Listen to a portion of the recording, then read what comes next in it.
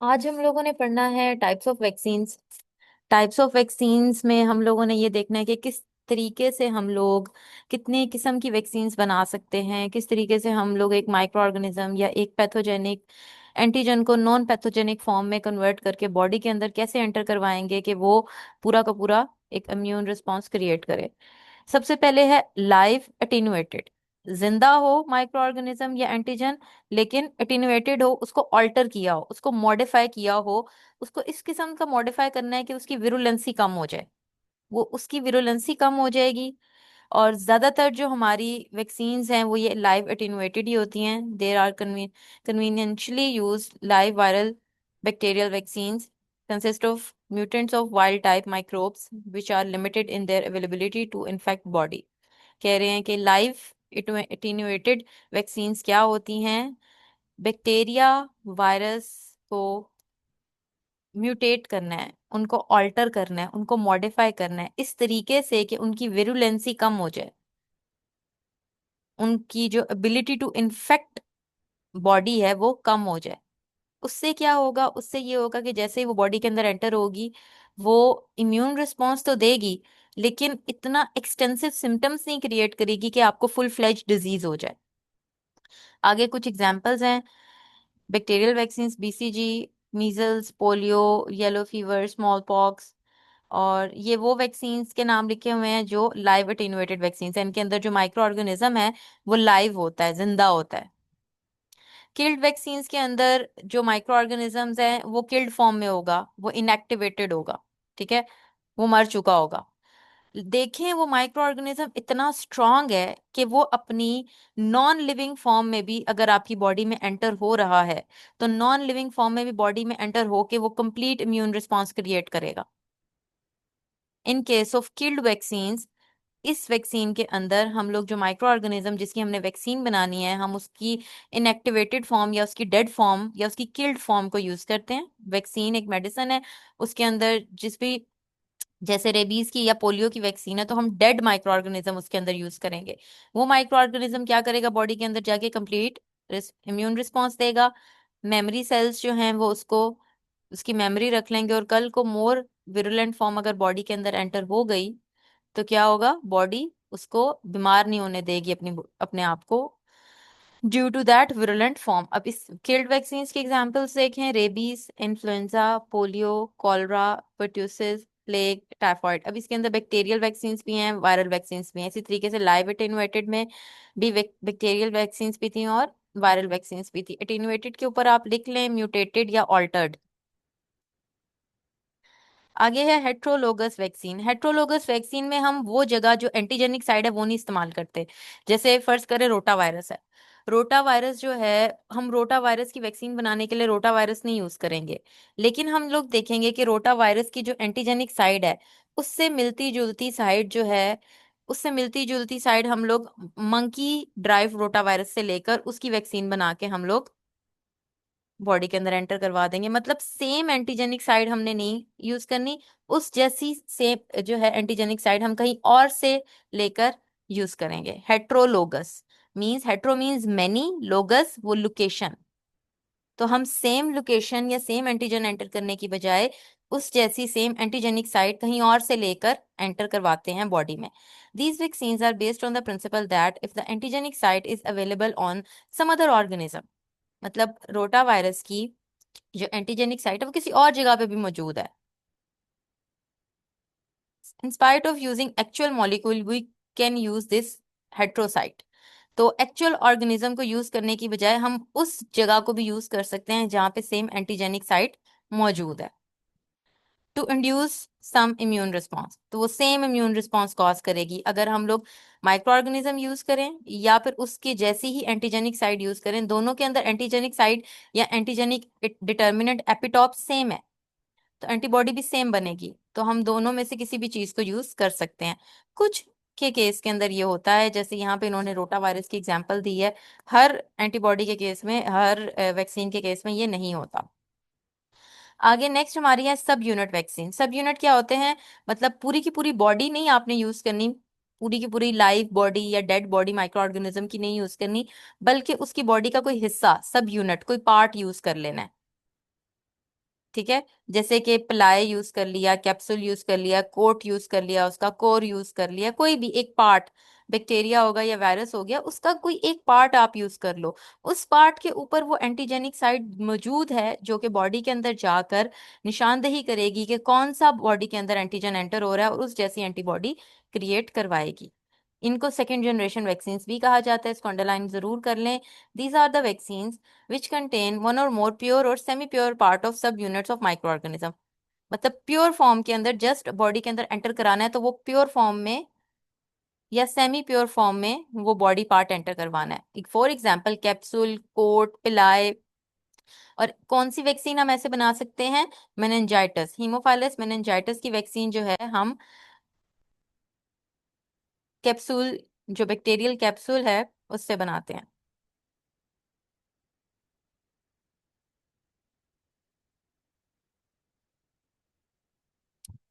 Next हमारे पास आती है मार्कर वैक्सीन। इसमें हम क्या करते हैं, इसमें हम दो चीजों को मिला देते हैं, मार्क कर देते हैं आपकी वैक्सीन को। मार्क वैक्सीन में क्या होता है, हम लोग इसके अंदर जब भी किसी चीज को मार्क कर देंगे तो हम इसमें ये पता लगाते हैं, कोई ना कोई डिजीज का पता लगाने के लिए हम इसको यूज करते हैं कि पाथवे क्या है। किसी डायग्नोस्टिक टेस्ट के लिए हम इसको यूज कर सकते हैं, और किसी ये चीज का पता लगाने के लिए कि एक एनिमल जो है उसकी वैक्सीनेशन हुई हुई है या दूसरी एक की नहीं हुई, इस चीज का पता लगाने के लिए भी हम मार्कर वैक्सीन को यूज करते हैं। These are the vaccines which can be used in conjugation, मतलब in combination with the diagnostics test to differentiate a vaccinated animal from a carrier animal। इसमें हम क्या करेंगे, जब भी वैक्सीन लगाएंगे तो एक मार्कर भी बॉडी के अंदर एंटर करवा देते हैं। वो कोई भी चीज हो सकती है, वो कोई डाई हो सकता है, वो कोई भी ऐसी चीज, कोई ऐसा केमिकल हो सकता है कि कल को अगर हम लोगों ने टेस्ट करना है कि ये जो एनिमल है या ये जो बॉडी है इसकी वैक्सीनेशन हुई हुई है कि नहीं, तो हम उसका उस स्पेसिफिक मार्कर का जो हमने वैक्सीन के साथ एंटर करवाया उसका टेस्ट करेंगे कि बॉडी के अंदर ये मौजूद है कि नहीं। अगर बॉडी के अंदर वो मौजूद होगा, इसका मतलब है कि उस बॉडी की वैक्सीनेशन भी हुई हुई है। और इसकी एग्जाम्पल, मार्कर वैक्सीन की एग्जाम्पल हर्बीज वायरस की।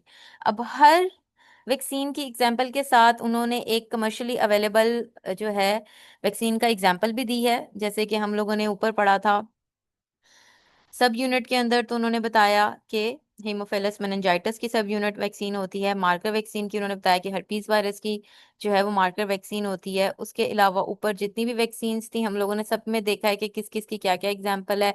पोलियो की कौन सी होती है, स्मॉल पॉक्स की कौन सी होती है, पर्ट्यूसिस की कौन सी होती है। अब आप यहाँ पे देखेंगे पोलियो की किल्ड फॉर्म में भी है और लाइव एटेन्यूएटेड फॉर्म में भी है। ठीक है, तो कुछ इन चीजों के आपके एमसीक्यूज भी आ सकते हैं।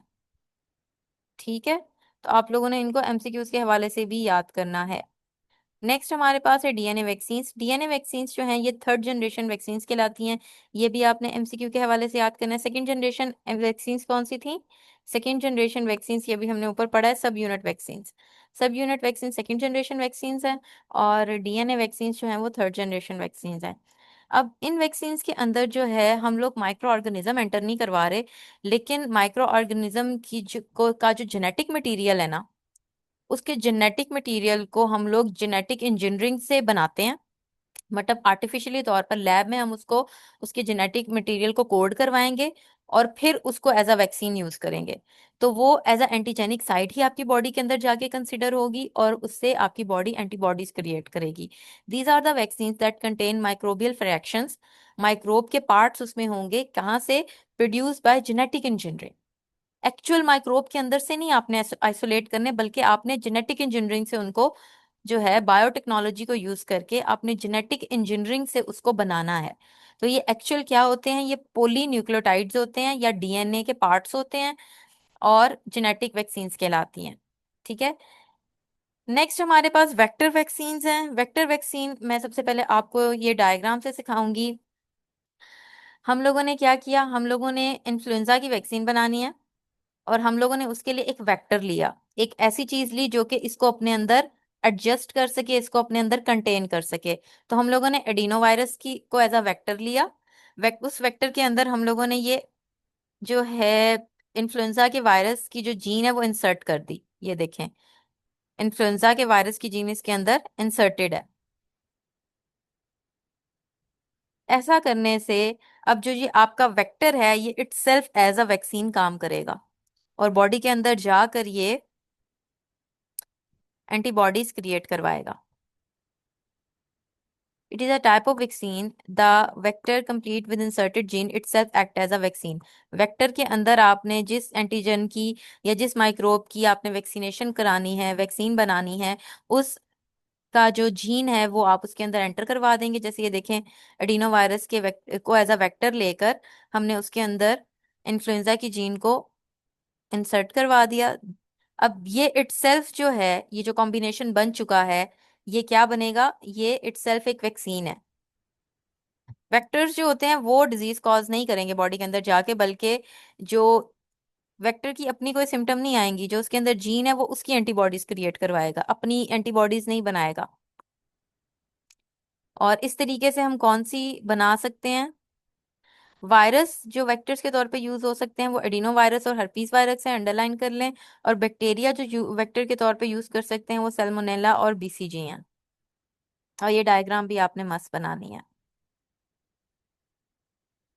वन शॉट वैक्सीन, कल हम लोग एक मैंने आप लोगों को कल लेक्चर में बोला था कि साइंटिस्ट इस कॉन्सेप्ट के ऊपर काम कर रहे हैं कि एक ही वैक्सीन बनाएं और उसके अंदर दुनिया में जितने भी मौजूद एंटीजन्स हैं, नॉन टू ह्यूमन जितने भी मौजूद एंटीजन है, सबको एक ही वैक्सीन के अंदर डालें और बॉडी के अंदर एंटर करवा दें, ताकि बॉडी एक ही टाइम पे तमाम एंटीजन्स की एंटीबॉडीज बना ले और तमाम बीमारियों से इम्यून हो जाए।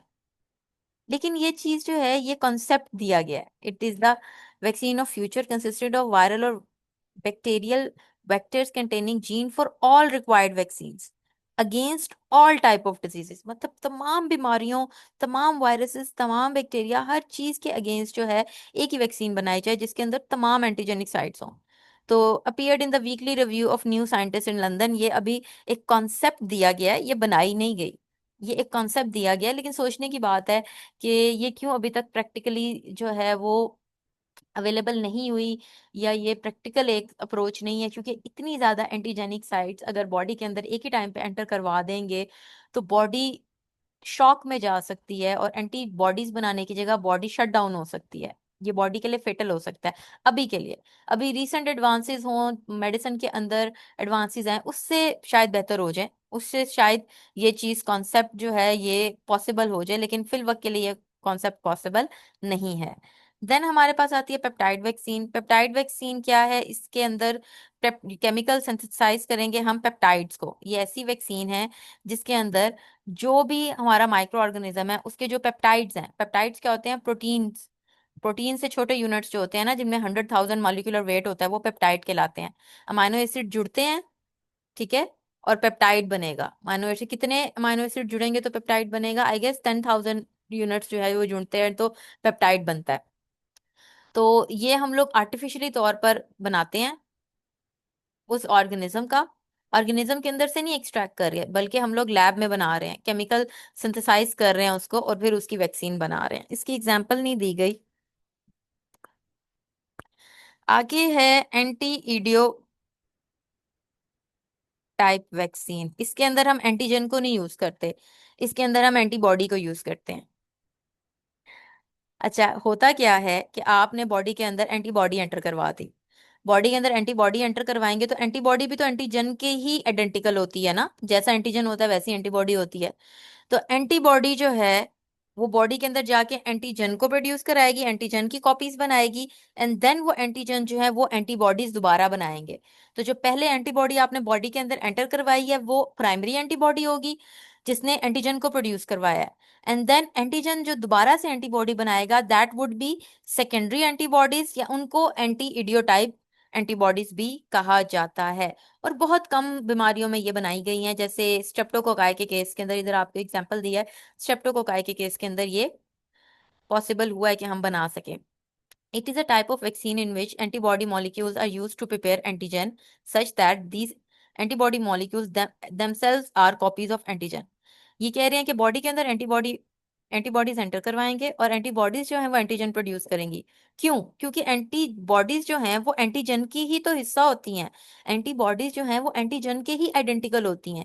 ये शुरू में हम लोगों ने इम्यून सिस्टम में पढ़ा था कि एक ही तरह का एंटीजन एक ही तरह की एंटीबॉडी बनाता है, और वो बॉडी फिर उसी एंटीजन के साथ जो है बाइंड करती है।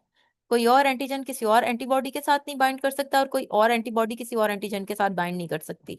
तो ये एंटीजन और एंटीबॉडी आपस में आइडेंटिकल होते हैं। तो ये कॉन्सेप्ट यूज करके हमने एंटी इडियोटाइप वैक्सीन बनाई है कि एंटीबॉडी बॉडी के अंदर एंटर करवाएंगे, एंटीबॉडी बॉडी के अंदर एंटर करवा के बॉडी के अंदर जाके वो एंटीजन को एंटीजन बनाएगी, एंड देन एंटीजन जो है एंटीबॉडीज बनाएगा। वो क्या कहलाएंगी? Secondary antibodies. वो क्या कहलाएंगी? Secondary antibodies. एंड देन उनको एंटी इडियोटाइप एंटीबॉडीज भी कहा जाता है। नेक्स्ट हमारे पास है gene deleted vaccine. Gene deleted vaccine में हम क्या करते हैं कि हमने माइक्रो ऑर्गेनिज्म लिया जो बीमारी फैलाता है, उसको म्यूटेट किया। जैसे लाइव इनवर्टेड के अंदर हम लोग उसको ऑल्टर कर रहे थे ना, हमने उसको ऑल्टर किया। हमने जेनेटिक इंजीनियरिंग के करके, हम लोगों ने बायोटेक्नोलॉजी को यूज करके हम लोगों ने क्या किया, उसके अंदर जो बीमारी फैलाने वाली जीन है, वो जो जीन है, वो जो जेनेटिक मटेरियल है जिसकी वजह से वो बॉडी किसी और बॉडी के अंदर जाके एज अ पैथोजन काम कर रहा है, किसी और बॉडी के अंदर जाके उसको बीमार कर रहा है, हमने उस जीन को ही डिलीट कर दिया। या तो हम उस जीन को डिलीट कर देंगे, रिमूव कर देंगे, या उसको म्यूटेट कर देंगे, उसको ऑल्टर कर देंगे। तो इस तरीके से जीन डिलीटेड वैक्सीन बनाई जाती हैं। अब ये इतनी टाइप्स इस वजह से हैं कि हर एक वैक्सीन एक ही तरीके से नहीं बन सकती। डिफरेंट वैक्सीन को बनाने के डिफरेंट तरीके हैं, इस वजह से ये 11 टाइप्स हैं। किसी बच्चे को कोई चीज नहीं समझ आई पूछ लें। इसके साथ ही जो है आप लोगों का ये चैप्टर कंप्लीट हो गया है।